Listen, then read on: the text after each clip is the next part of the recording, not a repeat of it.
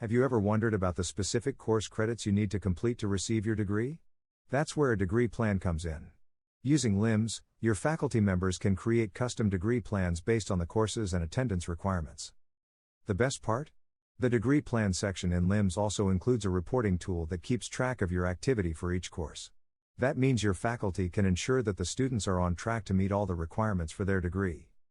For those curious about the tools available in the degree plans section, LIMS has two modules: degree plans and degree requirements.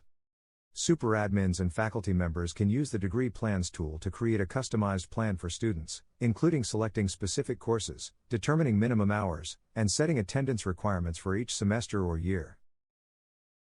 And with the degree requirements tool, faculty members can generate a report that shows whether or not the students have completed the necessary hours or periods of activity. This feature provides them with a clear understanding of what requirements the students must fulfill in order to earn their degrees.